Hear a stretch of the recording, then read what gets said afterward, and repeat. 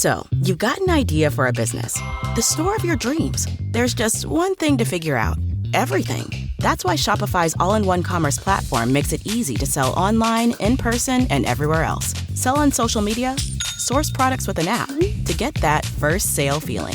It's the only solution that gives you everything you need to sell everywhere you want. So when you're ready to bring your idea to life, power it up with Shopify. Sign up for a $1 per month trial period at shopify.com/listen. Hey, Adam Culbertson here. Before we begin, we got a promo from another independent podcast, so when you finish this episode, make sure you go and check them out. Oh my god, I know words. Yeah, I love etymology! Spooky ooky. Murder. Double murders. Zombies. Horror is always political. Mm-hmm. I don't like that at all. Hi, I'm Alex, and I'm a creep. And I'm Sunshine, her creep-enabling best friend. Together we tackle all things horror. History, politics, science, and sociology. From zombies to serial killers. Pomegranates and Pitchforks is a horror and true crime podcast that brings true stories and not-so-true stories together in beautiful and disturbing harmony.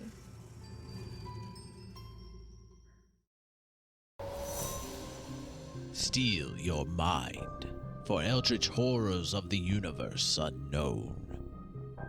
For what is to follow is a tale of intrigue, mystery, and madness. You're listening to Microphones and Monsters.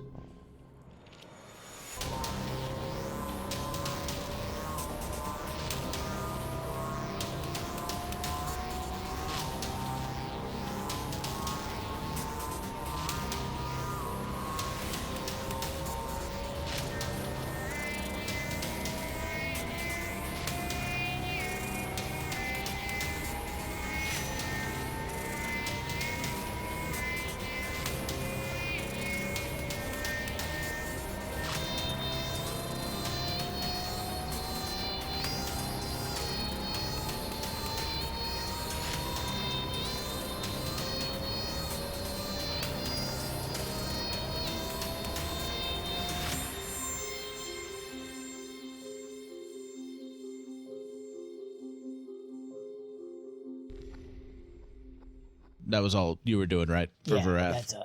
Okay. I think that's all I have. I've used up. I can't move closer, can I?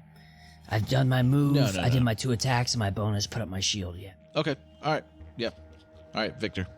Okay. So Victor's going to, he got hit in the leg, and then he saw the axe come and cut the dog thing next to him, whatever it's called. And so Victor's going to pull out his dowel because this thing hurt him, and he's really, really pissed at it. And so he's gonna try to hit that thing with his dowel. I'm going to do one hit first just to see what happens. Okay. Like one good hit, like Victor would, do that. So, yeah, I hit him real good. That was a 28 to hit. Damn. He's right next to me, and he really made me mad. Yeah, I could definitely. I could feel the anger. I could feel the hate flowing through you. Let's hope that he's not so weak that he can't do any damage worth anything. It's all about the follow through. No, he did. He got 11 piercing damage and 4 poison damage on it. Does that appear to take him down? No, it doesn't take him down. No. Perfect. Okay. Well, in that case, he'll go back and swing one more time, and that was only an 11. Yeah, that misses. Wonderful. I'm rolling so well. Yeah, and that blue ichor got on your hand and your jacket and your blade when you hit it. Okay. In that case, since I don't know if I can move anywhere, I'm gonna go ahead. Well, first off, I'm gonna spend a key point to attempt stunning strike on this thing. Actually, no. Give me 1 second. I'm gonna use a key point first to do a bonus action and do flurry of blows on this guy. Okay. Since you said I already have that crap on my hand, I guess it can't get any worse. Surely it can't get worse. Yeah, Of course it could. So Stop calling me Shirley. Victor's going to gonna like claw at it. Like he's gonna sort of. I'm trying to figure out the logistics because I want to use the same hand. Like Victor will have slashed with the one hand, got the stuff on it. It made it less effective. And so Victor's just going to throw the Dow into his other hand, avoid getting goop on it. And then he's going to just slash at this thing twice with his claws, just try to tear him. He's going to try to hit him to where he gets hurt. He's going to try to do that. You sure you don't want to bite? Yes, I'm very positive that I don't want to bite him, especially since it wouldn't do any additional damage. All right. Dadgummit. 14, does that hit? No. Okay, then he doesn't hit. I rolled like a 2 and a... What was the other one that made 14? I don't know. I can't count today. 6, yeah. So, no, I didn't. I tried to hit him and it just didn't work. So now I'm going to use a key point to have done the stunning strike. Because I did hit him with a melee attack. So he has to succeed on a Constitution saving throw. Con save? Yep. And what am I saving against? 14.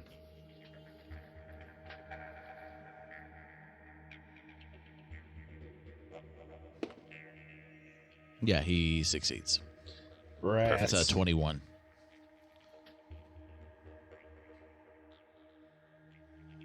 Is this thing? Yeah, so he dodges your punches, and now Victor's going to move back away from him towards everyone else, 60 feet towards the group. You got the hit and run technique.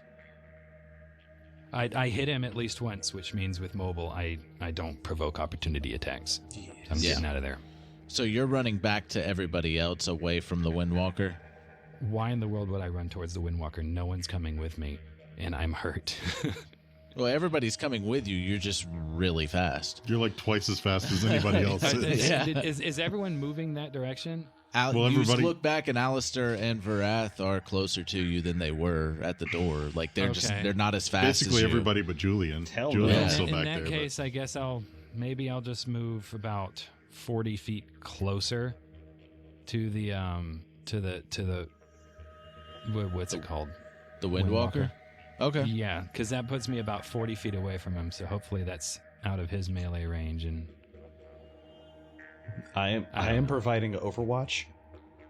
Yes, please kill fast, please. All right. Yeah, so you're 40 feet closer to him. You're 5, 10, 15, 20. You're 25 feet away from him. Do it. All right. Do it. Julian. Cool. All right. How close is... So I'm still in the same spot I am.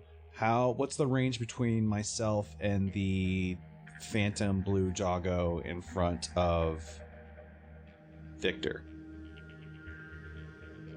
No, it's behind. It's 40 feet. So it's 40 feet? Or 45 feet. It'd be 120 feet from you. Yeah. 120 feet? Perfect. Okay. So I will take out the micro SMG that I have. I mean, the weird mechanism that Virath... it's very shiny and glistening, and as you see me pull my finger... Well, Virath is ahead of you. He can't. He's not looking at you. Yeah. Okay. Don't look over this. It might blow your brains out.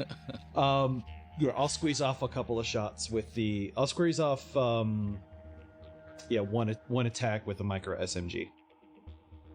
Okay. So let me roll to hit with advantage. That's an extra 20. So it's going to be 2d6, so 12 piercing damage on him. Okay. Actually, no, it'd be... Hold on, because of... It was max damage. Yeah, so it'd be 12 piercing damage. Do I get to add... When you attack with a weapon, you can use your intelligence modifier instead of your strength and dexterity for attack and damage rolls. So that would be 17. Okay. 17 damage. All right. And then I get an additional attack. I will fire one lightning gun at that doggo as well. Okay. Okay. That would be 24 to hit. I'm rolling like a madman today. Yeah, that hits. All right. Yeah. Just one charge. Damage. Not great. 6. I rolled a 1. Okay. And then for the bonus action, I'll do Bombard attack on the Windwalker. This will be a full charge, so 5 charges. Okay. So let me count up the charges I got left. Lightning gun, so I did 1 charge, so I'm at 8. And then 5 will be at 3. Okay. 2d6, or 2 d20s. That would be 19 to hit. That hits. All right. Or hold on. Yeah, that hits. Oh. All right. 5d10 plus 5. 26 lightning damage. So Okay. I'll do, a pretty good spray of the micro SMG on the dog, and then fire off like a little baby lightning gun shot, like a little quick shot, and then fire up a charge shot at the Mr. Yeti Monster Man. Okay. And that's my turn. You hit him good. That's the idea. All right. So Victor is working his way towards the Windwalker, and that hound that was behind him, you other 3 are going to see the hound. Like he's just gonna like squat, and then he's gonna leap and start flying. And then he goes diving down for Victor, and with his tongue like waving behind him as he's flying in, he gets up behind you, floating right behind your head, and he tries to like wrap his tongue around your neck. Ugh. Okay. That is 16 to hit. No. Miss. Nice. But it is gross. Ew. It gave you the No tongue. Yeah, so he starts like trying to wrap his tongue around your neck, and you're just like and your wraps like expand and like flip it off of your head, like they come out of your thick like winter jacket and everything, and because you got winter clothes on right now, and they come out and float away, and now you got wraps like floating around your head. Protecting that's tongue. That's what your wraps are doing. Yeah. No, it's like no, ew. No, that's nasty. Just got this. I want to keep it clean. That's it, Aleister. Okay, so Aleister is going to first move up 40 feet. I'm just going to go ahead and Eldritch Blast the Windwalker. Just bypass the dog thing altogether. Okay. All right. 17. 17 misses. And 23. 23 hits. For 20 damage and 10 feet of knockback. Well, I forgot. It doesn't matter about your size for knockback. You said 20 damage? 20 damage. I mean, that's how we've established it before. There's no size I know, but every time it comes up, it's funny. It is funny. All right. Yeah, so you shove him into... No, and that's force damage, right? It is force damage, yes.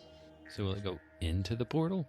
All right, so you shove him into the portal as he hits it, and it like y'all have noticed that like there's like this big face trying to like get through the portal, like as he's chanting and everything like that, and he hits it, and like the milky substance starts like lashing out and grabbing onto the Windwalker, and you're hearing like a big huge gust of wind inside of this inside the cavern, just filling up the cavern. Virath, you're hearing like screaming and cursing in the wind. He's blowing hot air is what he's doing. Just blowing off some steam. Blowing off some steam. With that, you pushed him into the portal. The portal's like lashing out in like these big, huge, milky, like Things. not tendrils, but like I don't know. It's just like reaching out like this big, huge liquid, and it pulls the Windwalker into the portal. No. And like it kind of like the portal kind of like swooshes like out, like or like towards the other direction, like it creates like this funnel going out as it like pulls all of you but Julian forward. Oh. Okay. Let's go see Daddy. No, I'm good on this side. I don't know if I have much of a choice. Do y'all have anything that will stop you from being pulled forward? Victor Yes. would immediately Yes.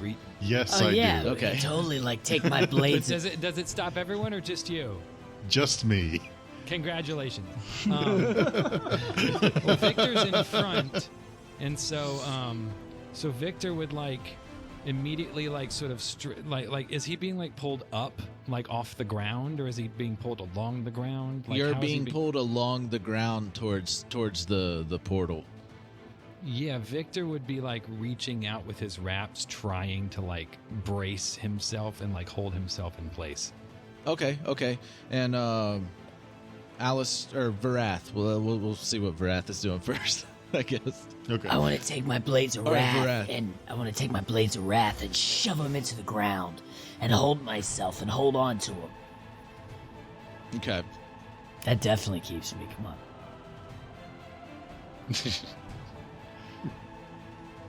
All right. Yeah. So Yeah. it's like pulling you and like you got your blades in the ground and you're holding on. It kind of budges a little bit here and there. Yeah. But not making a lot of movement. Nice. Like Victor, you're like you got your wraps like holding on to the platform, and it's kind of like still like pulling you and like trying to like stretch the wraps, but you're still holding on. And Aleister, what were you doing? Aleister's going to dim door back through the door. Oh, okay. All right. And you're So gonna just get on the leave other room with magic. And well, actually, you could even be behind Julian, because Julian is locked in. Well, Yeah. that's the idea. Like, I want to actually be through the door, so I'm not just like, because I don't know how far this thing is pulling. Like, Yeah. I Like- want to be able to like not be in line of this thing. And so once you teleport into the Teleports You into dimension the arms door. of Julian. outside of the door, like you're feeling this wind like pulling through the tunnel and everything. Like it is very strong. And is any reactions, any talking, like Well, I don't know what to shit. say. Just Victor's hold like, on! Just hold on! Hold on! What did you do, Aleister? I didn't do anything. I just pushed him Where the in. hell? Oh shit! I'll look behind me You like. just fed Ithaqua, the guy who was gonna eat. I'll look behind me Well, like. I mean, oh, if where'd all you if go? all it took was just him Son eating him, then shouldn't he be of a just eating him? What's the ritual about? Okay. Shit. How, like, so, okay, two questions. One, how far is Virath and Victor from where I am? Because I'm still in the freaking doorway. I'm assuming it's a Virath. Victor's gonna throw a fire extinguisher into the portal. throw the barrel. You're like holding on. You're just start chunking shit out of your backpack. Yes, pray for a monkey barrel and shove it in the portal. Like, Holy shit! Well, it's not my turn. Are we in turns right now? No, we're not. We're not in turns right now. Like If we're y'all are not free in to. turns, like Victor's using the wraps to hold it, like and so like if Victor sort of stabilized, like is he sort of stabilized? Like he's gonna You're have like, you're like you're holding on, and it's like got you up in the air, like pulling you. Like, okay. So what Victor is it's gonna like- do? You're like a trampoline right now. Victor's gonna pull his hands together just close enough, Uh-huh. and he's gonna summon a barrel, and hope it gets sucked into the portal.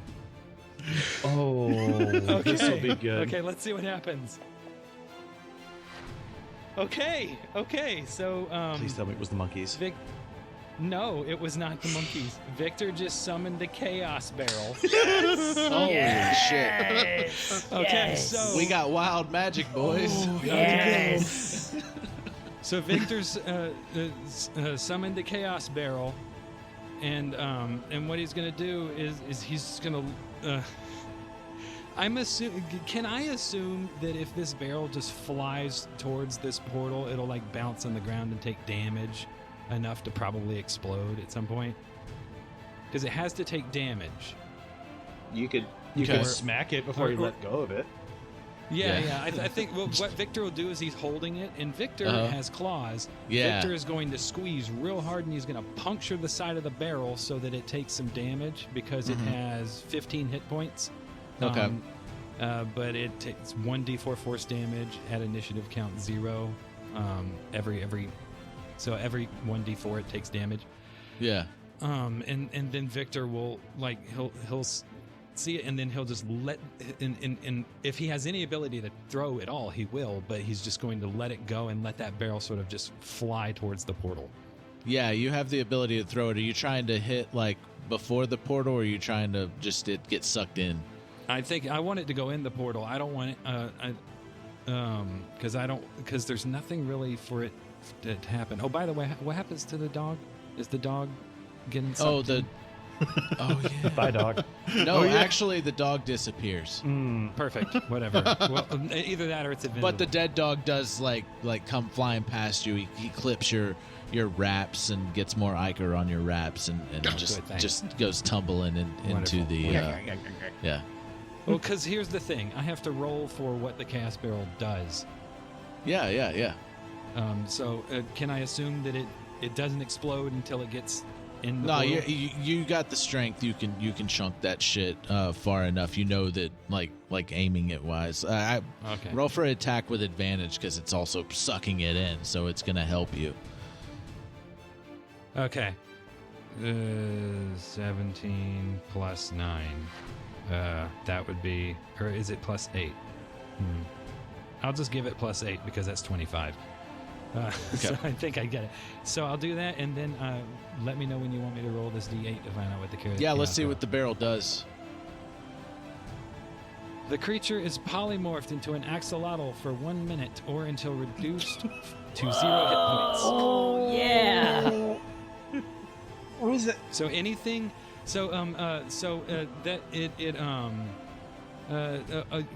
Reduced to 0 hit points. A blast of chaotic energy escapes it in a 20-foot radius sphere centered on the barrel. Creatures in the area must succeed on a DC 14 Wisdom saving throw. On a failed save, it suffers a random effect. So, I don't know how many things might suffer effects. So if you need me to roll again, I can. But let's just let that roll be for whatever the first one might be, and if there are additional rolls I need to make, you can let me know, and I'll roll for each one. But if What do you mean each one? For everything in a in a for 20 each foot one radius sphere that was in this barrel range, it has to succeed on a DC 14 Wisdom saving. Yeah, so throw. would I know that it's not include guaranteed. the Wind Talker? If it's inside the portal. If I don't it's know. within 20 feet of the barrel, wherever it ends up and explodes.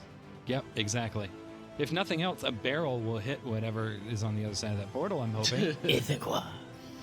Yeah, Ithaqua's gonna summon his servant back, and it's just gonna be a little lizard. tiny lizard.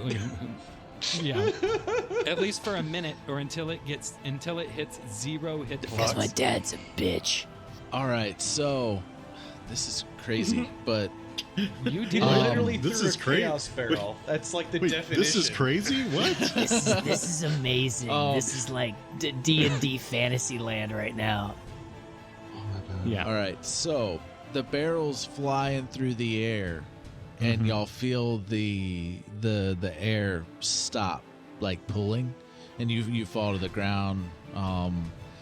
Like you don't fall, but you lower back to the ground from being like pulled up by the wind. As the barrel's just flying, like all this is happening as the barrel's flying through the air, and then like the funnel like kind of like boings back, and then like a wispy form. Well, this wispy, windy Yeti starts coming out of the portal. Oh God! And Virath, it's totally like some kind of form of Ithaquah, and the barrel just smashes him in the head. Take that, Dad. As he's materializing, coming through the portal, and like that milky is all like forming into him as the portal just starts disappearing, and yeah, that barrel just smashes him in the head, and he turns into a little milky axolotl. Step on your dad, quick! Wait, what's the okay? This is new territory for me. So what does it become? An axolotl. An axolotl, yeah. It's this like underwater creature. It's like kind of like a salamander of sorts with like this weird like antenna like appendages. So right after Ithaquah's avatar gets turned into an axolotl, all of you see a golden portal appear in front of, to the left of, like on y'all's left side looking at it, a golden portal appears, and this tall, very skinny creature, golden skinned, alien looking creature. He's got from his temples, there's like these extensions that go out to like to the sides, and like I guess if you've seen elves before. But this is like an alien elf. Okay. Interesting. And an elf comes out of a golden portal after we turned Ithaquah into an axolotl. Yeah, you're keeping up. Yeah. Got it. And he goes, well, I guess this is one way to do it. Yeah, it's not, I never would have thought of doing that, man.